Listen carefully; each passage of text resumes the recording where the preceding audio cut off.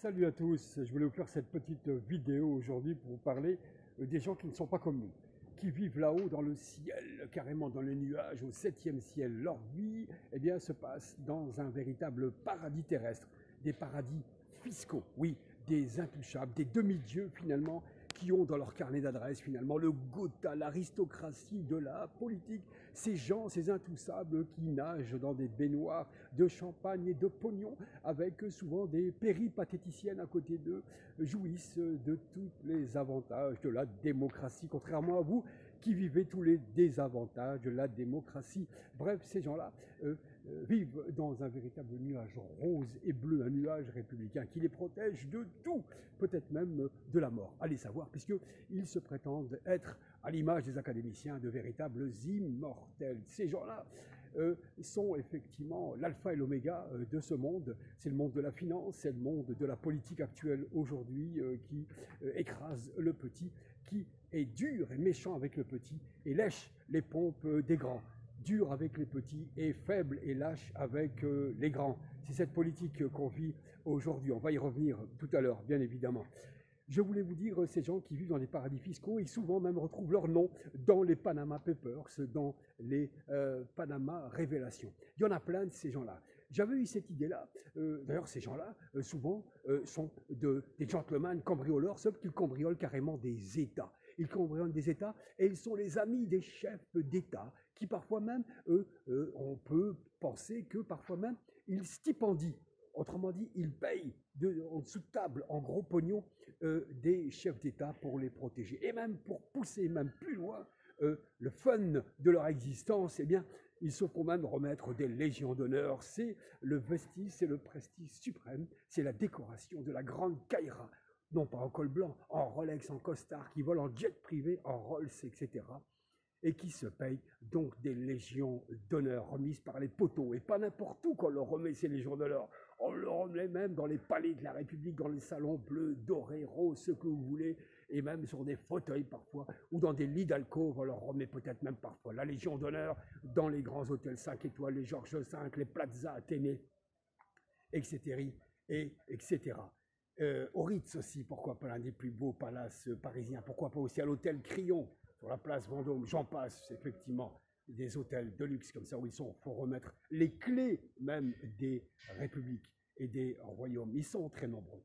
J'ai pensé à dire un mot sur ces gens-là en voyant le classement, par exemple, de Forbes, le magazine qui classe les milliardaires. Cette fois-ci, il a classé les 10 grandes fortunes du Moyen-Orient et du Maghreb. Alors, il y a des beaux noms. L'un des plus puissants, quasiment 8 milliards de dollars de fortune, c'est les frères El Mansour, qui ont un véritable empire en Égypte. Vient tout près de chez eux aussi deux Marocains très très riches comme Mohamed Ben Jelloul ou Amrouche ou Arnouch plutôt, qui ont bâti leur fortune dès la présence quasiment française des milliardaires qui effectivement sont clean, bien évidemment, qui se sont même vus remettre aussi des légions d'honneur de leur propre pays. En Algérie aussi, autre milliardaire, monsieur Rabrab, qui a fait un peu de prison, mais qui lui aussi, son patrimoine est tellement lourd qu'on se demande aussi si tout ça est très clair, si tout ça est très halal. Pardon. Je voulais donc arriver à tout ça pour parler de gros pognon. J'y reviendrai sur ces fortunes colossales amassées, évidemment, en toute intégrité, en toute honnêteté, sinon il ne se ferait pas remettre des légions d'honneur, bien évidemment. On ne prête qu'aux riches, comme dirait l'autre.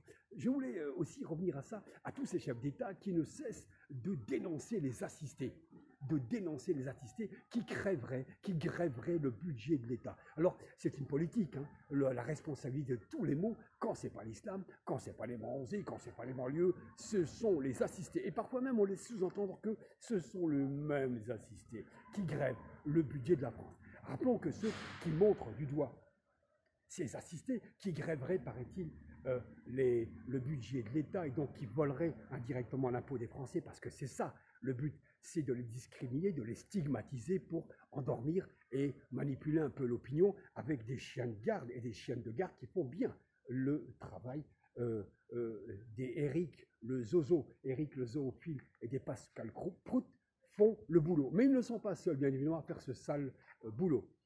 Ces chefs d'État digestent qu'ils passent leur temps à trouver des responsables et à dénoncer. Eh bien, récemment, on a aussi appris que ces gens-là vivent, et vous le saviez, sur le compte de Marianne.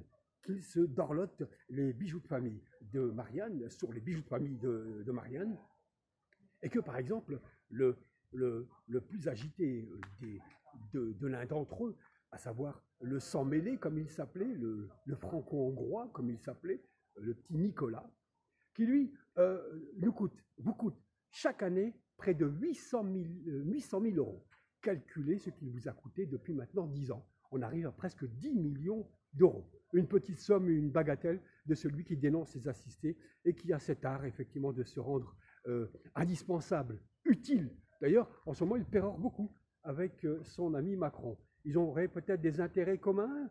Partageraient-ils la même politique? Ça, c'est sûr. Une politique des riches. Souvenez-vous que le bouclier fiscal vient de Nicolas Sarkozy. Vous vous rendez compte, des gens qui n'ont pas besoin d'être protégés, d'avoir de boucliers, et bien en plus, on leur veut offrir un bouclier fiscal. Rendez-vous compte. C'est ce que fait aussi M. Macron en enlevant l'ISF et en laissant effectivement des gens faire des fortunes colossales et en couvrant aussi les affairistes et les affaires avec la loi contre la loi des affaires. On ne peut plus chercher ces gens-là, on ne peut plus leur chercher des poux dans la tête et le président s'est arrangé pour en protéger quelques-uns. Et oui, 800 000 euros pour Nicolas Sarkozy, pour son train de vie, un train de vie impérial, des chauffeurs, des limousines, madame par-ci, madame par-là, les hôtels, ses secrétaires, ses gardes du corps, enfin, royal, impérial, c'est Byzance pour ces hommes-là. Hollande aussi, 700 000 euros pour M. Hollande, ces mêmes gens qui disaient qu'ils allaient s'occuper de la France, etc., et qu'ils feraient, j'ai envie de dire, le bonheur de chacun et de chacune. Bref, tout cela nous conduit à nous dire ça fait quand même pas mal d'argent tout ça, pas mal d'argent public.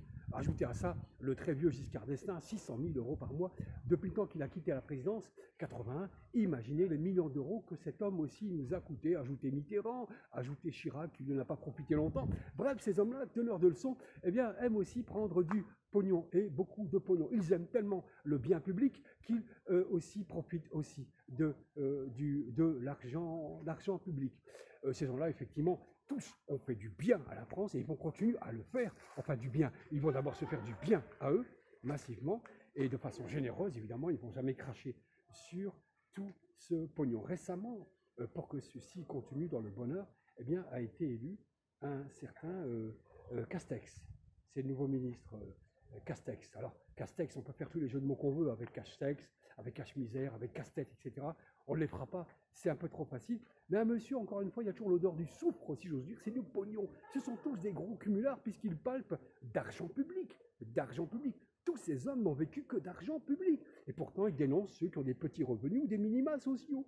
Ils oublient effectivement les tonnes, les Niagara de fric qui se ramassent tous les jours. Castex, 200 000 boules par an d'argent public uniquement. Il se dit gaulliste, eh bien voyons, pourquoi pas. Il se dit aussi européiste, atlantiste, tout ce que effectivement méprisait le général de Gaulle. Tout ça est un peu facile à faire quand on ne regarde pas, on ne contrôle pas, on a tendance à avaler. Et derrière les grands mots se cache justement un cache-misère. Pour cacher le vide du discours, on sort le grand mot, et de Gaulle n'a jamais été autant cité que par ses parvenus ou ses opportunistes de la politique ultra-libérale.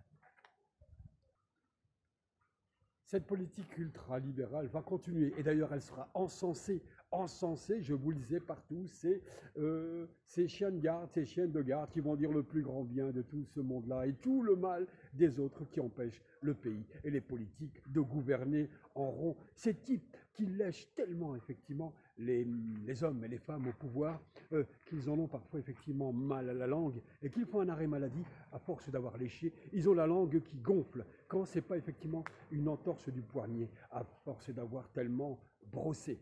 En parlant de médias et des encenseurs, de ceux qui passent effectivement l'encensoir du matin au soir, eh bien YouTube a censuré littéralement la chaîne de Dieudonné et d'une pierre deux coups, elle a aussi censuré celle d'Alain Soral.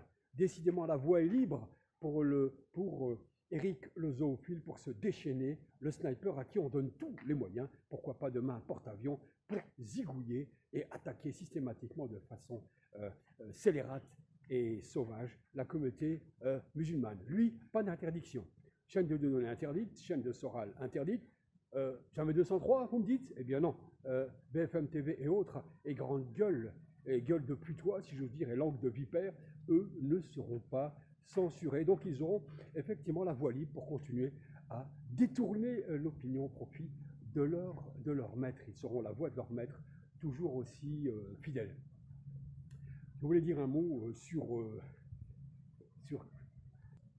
Oui, je voulais dire un mot sur Camélia Jordana, qui est revenue aujourd'hui à la charge après l'invitation, une invitation sur les médias. Elle a maintenu tout ce qu'elle a dit en disant, et répété, non, je n'ai pas dénoncé toute la police, j'ai dénoncé des comportements de la police. Sourd-droite dans ses bottes, bien qu'elle a subi plusieurs attaques, effectivement racistes, xénophobes sur les réseaux sociaux, eh bien Camélia Jordana maintient sa position, elle se dit forte, et que sa vie d'artiste lui permet effectivement d'échapper à la bave des crapauds.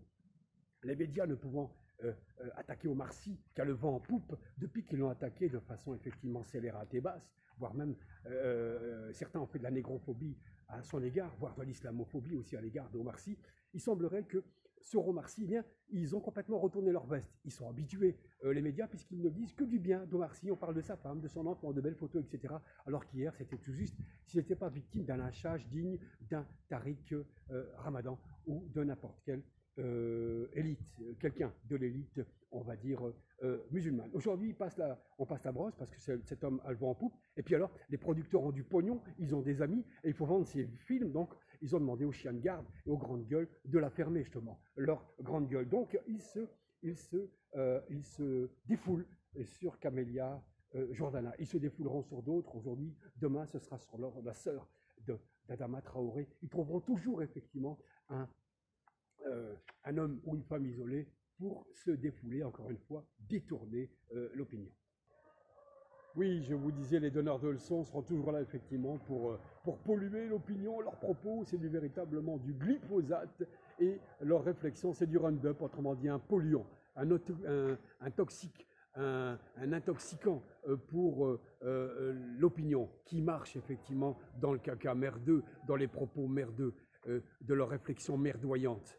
Hélas, ça marche parce qu'ils ont une capacité de matraquage colossale, difficile de répliquer, de résister à ce matraquage. Et puis toujours la propagande, et puis le bling-bling qui revient. On pensait que le bling-bling aurait disparu avec Nicolas Sarkozy, mais sans compter, sans la nouvelle dame de France qui se balade avec des pompes, souvenez-vous, le boutin à 1000 €, je pense, il y a un an, avec des chaussures Louis Vuitton à presque 1000 €, et madame se déplace aujourd'hui avec un casque, au moment où la France doit se réinventer, au moment où elle sort d'une crise effroyable, et dont elle n'est pas encore sortie, puisqu'on nous parle de nouvelles vagues, etc., etc. Laissez-moi rire avec ces nouvelles vagues, et cette fascination des médias à nous foutre le trouillomètre à zéro. Eh bien, la première dame de France se balade avec un sac à plus de 2000 €. C'est vrai que dans sa dotation, dans la dot qu'elle a reçue par la République, eh bien, elle reçoit près de 450 000 € de dot annuelle. Elle peut se le permettre. Continuez, madame, on adore vous voir resplendissante. Essayez de ressembler à une fille de 20 ans. Pourquoi pas? Allez-y, le ridicule ne tue plus. Dans ce cadre-là, donc, Jean Castex a été élu, un homme de droite, hein, un vieux de la vieille, un cheval de retour, si j'ose dire, Jean Castex, mais pourquoi pas, puisque Macron on en a fait son Premier ministre. Je vous disais, il n'est pas né de la dernière averse, hein, c'est pas un tout jeune Castex, c'est un cheval de retour. Et pourquoi pas donc en faire un Premier ministre, puisque l'empereur Caligula, vers le IIe siècle, avait voulu faire de son cheval Incitatus un Premier ministre. On dit même que les membres du Sénat étaient invités à la table du cheval et qu'il avait un collier de diamants et des ors et des ornementations, ce cheval. Donc, si le ridicule ne tuait pas hier, il ne tuera pas plus aujourd'hui. Et puis, bling bling toujours, puisque c'est un petit peu le showbiz, le monde, le strass médiatique qui vient à la table aujourd'hui de Matignon, puisqu'avec Jean Castex, il apporte dans ses bagages, je pense, Vuitton, il apporte un avocat médiatique, une grande gueule à sa façon, monsieur Moretti, qui vient aussi en tant que ministre de la Justice. Je ne pensais pas qu'il aurait pu, effectivement, accepter autant de bassesse, pour faire très très vite. C'était Sioran, l'écrivain roumain Sioran, qui disait « J'ai connu beaucoup de genres de bassesse, même celle du succès et celle de la visibilité. eh bien, il est content, Moretti. Depuis le temps, effectivement, qu'il pavane, qu'il hurle, eh bien, il a eu sa récompense. Dans le même sac a été aussi pris dans le sac de M. Castex, Mme Bachelot, celle qui nous a coûté à peu près 1 milliard et demi de doses de vaccins qui n'ont absolument servi à rien et qui ont été balancées dans les poubelles de l'histoire. Autrement dit, du bling-bling, du vent, du baratin, amuser la galerie, puisque ces gens-là ne feront qu'appliquer un programme, puisqu'ils ne décident de rien, ils seront des numéros, me semble-t-il, mais ils pourront effectivement amuser la galerie, nous distraire, nous faire croire que le monde est important et dans l'illusion dans laquelle nous vivons, grande illusion, nous aurons peut-être l'impression, par ce matraquage médiatique, eh bien, de faire partie de ce grand monde et d'être gérés et d'être les compagnons de table dans les dîners en ville de ce nouveau ministère en toc et en tac. En tous les cas, j'espère que l'opinion sera un petit peu comme cette citation de Mohamed Ali qui disait « Je vole comme le papillon et je pique comme l'abeille ». Eh bien, j'espère que l'opinion aura cette aisance de voler autour de cette bassesse politique et médiatique et de savoir piquer quand il le faudra. Si vous avez aimé, ben écoutez, likez la vidéo et partagez surtout. Et n'hésitez pas à nous faire des commentaires. Mille merci à vous.